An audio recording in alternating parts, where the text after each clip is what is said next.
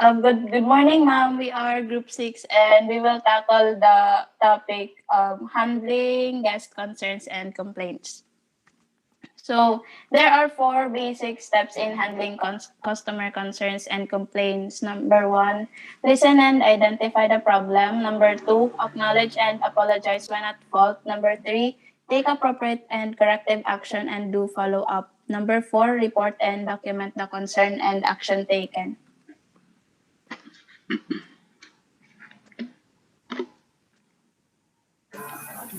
Number one, listen and identify the problem. Approach the customer and listen to his concern or complaints. Give him full attention, focus your eye contact on him, ask question, acknowledge his statement, and set aside what you are currently doing. Express understanding with words, listen with empathy, put yourself in his place, imagine how he feels for what happened and respond to those feelings and concerns that are spoken behind the words. Don't contradict nor argue with given statements. Be calm and sober even if the customer is rude or shouting at the peak of his voice. So, depending on how you respond to client complaints, you may be able to improve your ability to provide your customer service.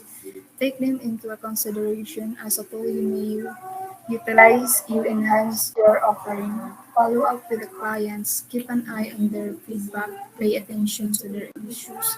Show empathy, provide swift fixes, and keep them informed. Next. Number two, acknowledge and apologize. Whoever received the valid complaint has the obligation to apologize in behalf of the enterprise, even if he has nothing to do with the error committed. For serious deficiencies, a written apology will make better impact in pacifying a dissatisfied customer. Words of acknowledge, coupled with empathy and sincere apology, would have a strong impact in pacifying a very mad customer who is a victim of a serious service deficiency. When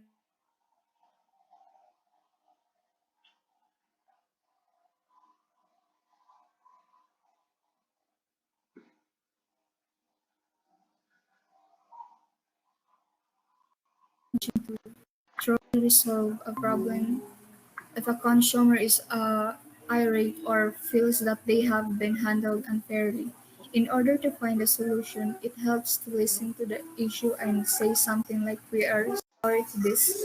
This is happening to you. Let us repair it." Being sympathetic when something is though help to ease stress. The act of apologizing demonstrates to clients that your company is concerned about their difficulties, their and frustration are not what your business wants, and it regrets that something went wrong.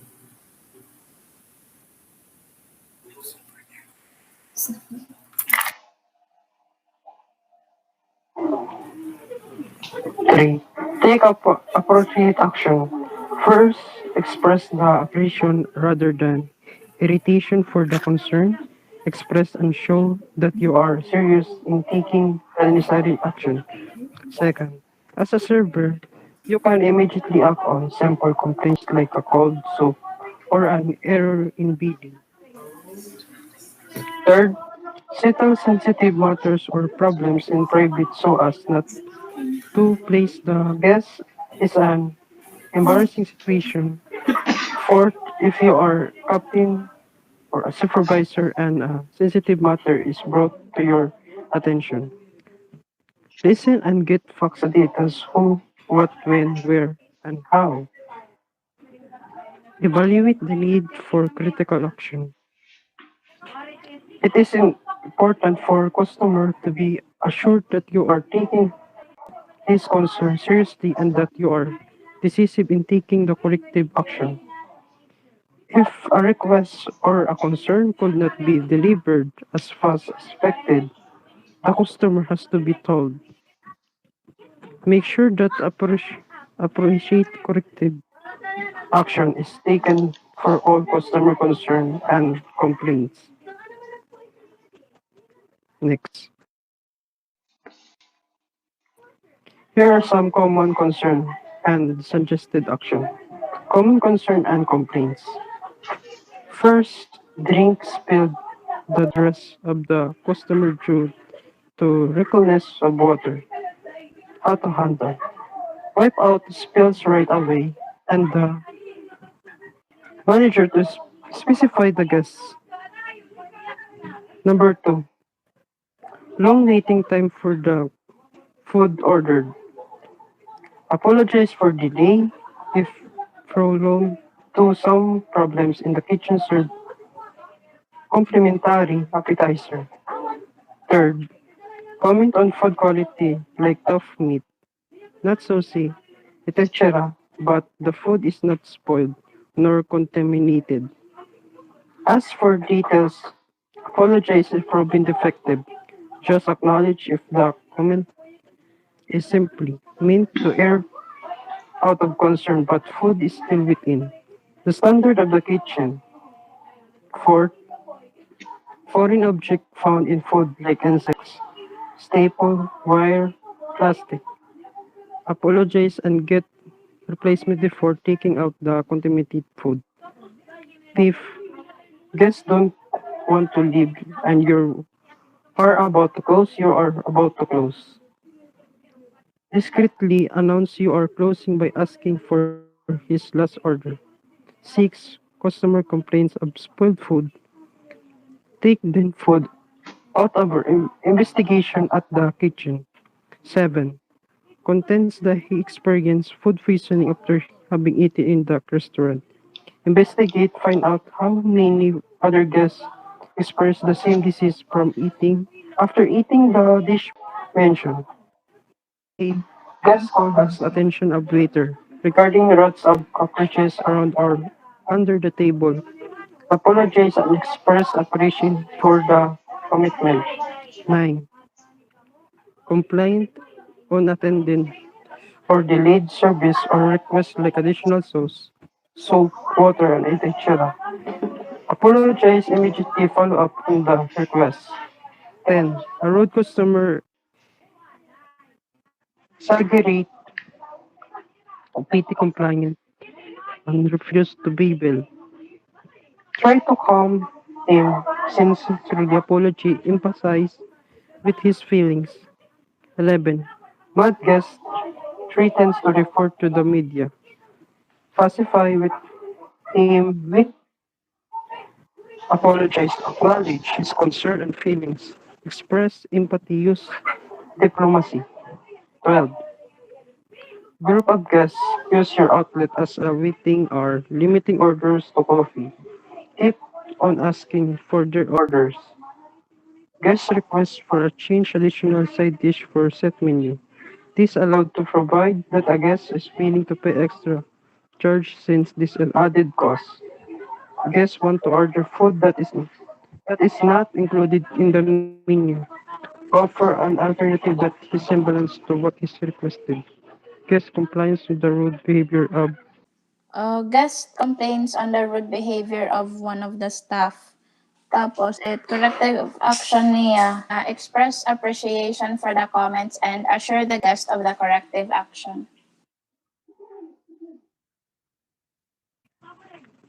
record the concern or complaint and action taken. First, document all objection and negative comments of customer in logbook or a complaint record form. Second, negative remarks may be exaggerated but they will still needed to be recorded as they call or alarm and must be given appropriate attention. The one who received the guest compliance shall fill up the form with the following information. So, pipila po niya ito nga may per restaurant and catering service, date and time, location outlet, guest with the concern, problem, detailed concern, and compliant received by, endorsed to action take status, progress of, and directive action. Supervisor shall summarize and consolidate all the compliance and concern that we are received from the customer and bring them to attention of all concerned units or person, or they can be presented for this discussion during operation meeting. Second, for complaints that require head office intervention, food poisoning, production defects, etc. The manager must be document the complaint in detail, accomplish the incident report in duplicate copies with his signature and send or email it into the general manager.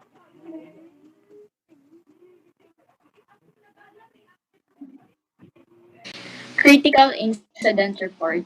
Make a follow-up once a complaint has been endorsed to the executive office or kitchen cashier, etc., and get back to the customer for feedback on what action has been taken.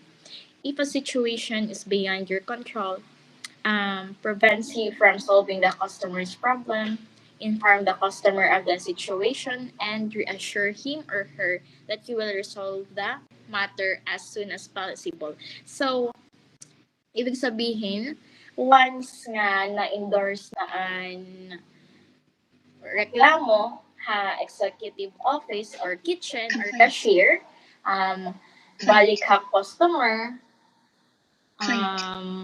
para mag-ask kan feedback kung ano na nga action ang ginhimo. Tapos, kung ang situation is dere mo na control, like, waray ka na ha, position kumbaga magkuan. Like that. Yak niyan customer nga Complaint. pasabot ka iya na i-resolve mo an o sa nga bagay na madali nga panahon.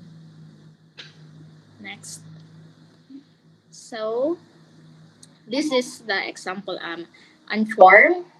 Use this form to report critical incidents that call for attention and corrective action of top management. So, ang date, tapos ang time, person involved, contact number, address, location. So, details of the incident, kung ano ang, kumbaga, ang nanabo, han incident, han aksidente, so dito tapos an action taken, kung ano ang ginhimuhan sa nga restaurant or ano nga action para ma-solusyonan an incidente nga nanabo. Next. Persons responsible.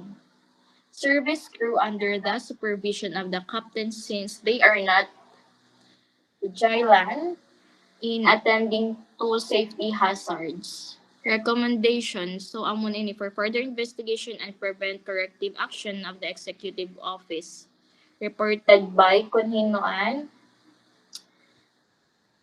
an outlet supervisor, tapos an date, tapos route to, Handling customer objections, disagreement, and request. Be open and receptive in objection. State objection in your own words, making the customer feel truly understand what do he want to convey. The product, price, or package is not agreeable to him. Suggest or offer options. Agree and then build on the disagreement. This method is usually referred to as the yes but method.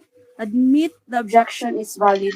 When a customer makes a special request, you may or may not give what he wants depending on the situation. So, objection handling is when a prospect presents a concern about a product or service a salesperson is selling, and the salesperson responds in a way that alleviates those concerns and allows the deal to move forward. Objections are generally around price, product fit, or competitors. Sometimes the objection is a good old-fashioned brush off. Objection handling means responding to the buyer in a way that changes their mind or elevates their concerns. Next. Verbal projection.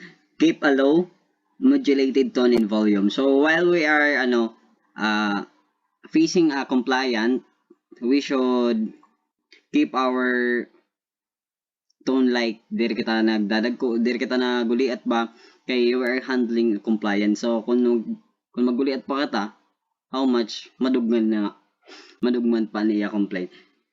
Number 2, speak with clarity.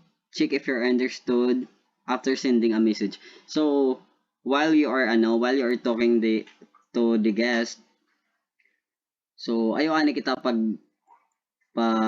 pagakambahin dire-diretso.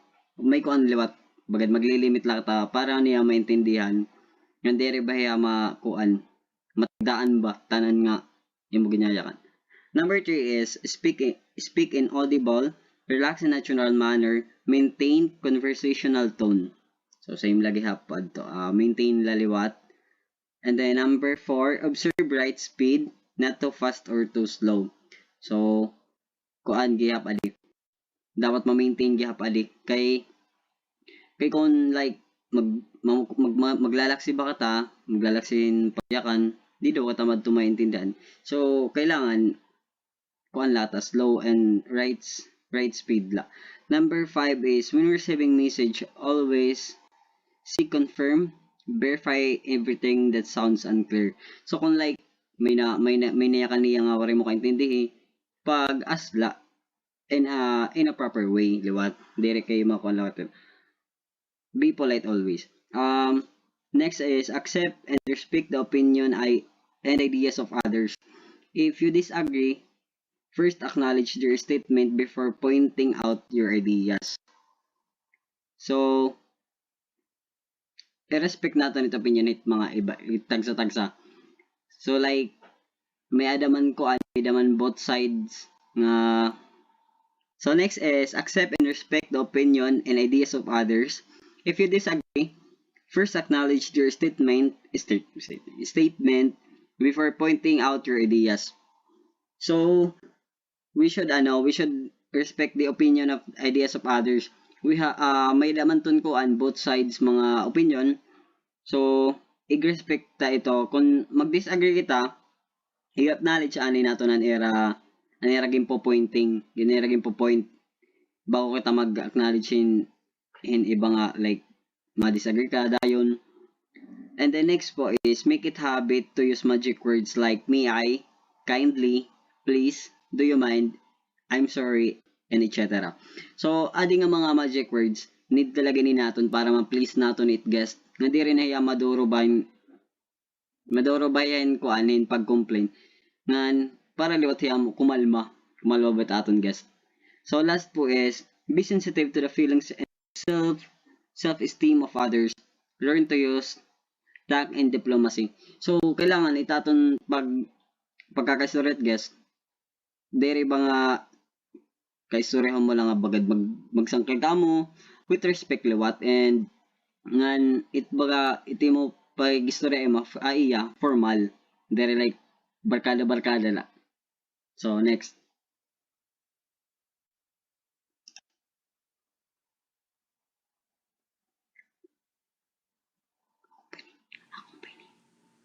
Next is work behavior and ethics. So, a professional waiter or server must behave with gentleness and in strict observance to the rules of basic courtesy work ethics. So, we have some habits to be avoided while on duty. Number 1 is the unsanitary practices like smoking, coughing, or sneezing. Number 2 is scratching body parts pag pinangalot, tapos spitting on walls pag pinanupra, floors, or sink.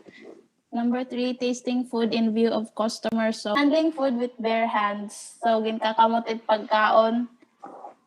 And number 4, serving food or cutleries that have fallen on the floor. Mga nagkataktak na kutsara, tinidor, tapos you use para nga to hit customers.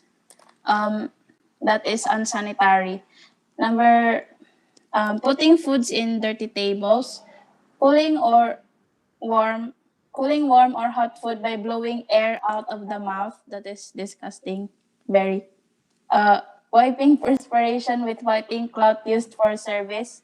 Dapat kasi separate la it imo pampahid din balhas ngan panpahid hit stuff nga dat imo duty. And also combing hair inside the dining room and using strong perfume. Number 2, unpleasant habits like yawning and using sign language. Grouping together with other staff for a chat while on duty, nagchichinika while na duty. Next is mannerisms like biting nails, crossing arms, biting lips, etc. Next is shouting, giggling, and loud conversations and horseplaying. Bagan dere nagseseryoso ha duty, nagminaruglay la bagat kabataan. Next is daydreaming and eavesdropping. Next is indulging in customers' private conversation,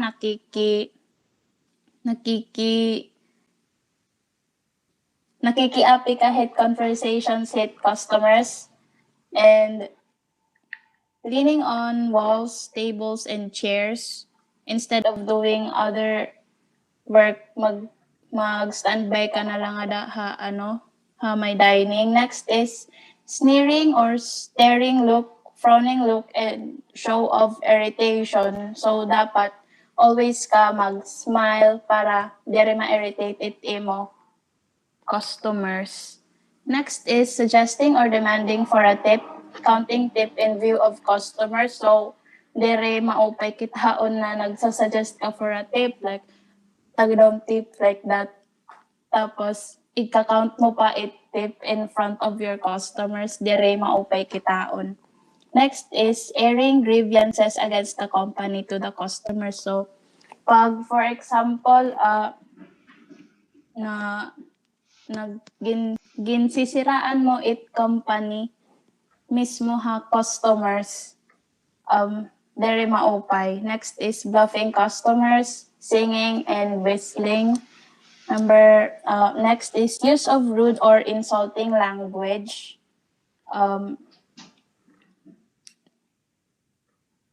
Sitting with customers to indulge in conversations with them. So, dere mo pay liwat kitaon na iti mo customers na ngaon tapos ikaw makikijoin liwat haira. Next is pointing at something or someone with a finger. Very rude. Next is interrupting customers' conversations unless for valid reasons.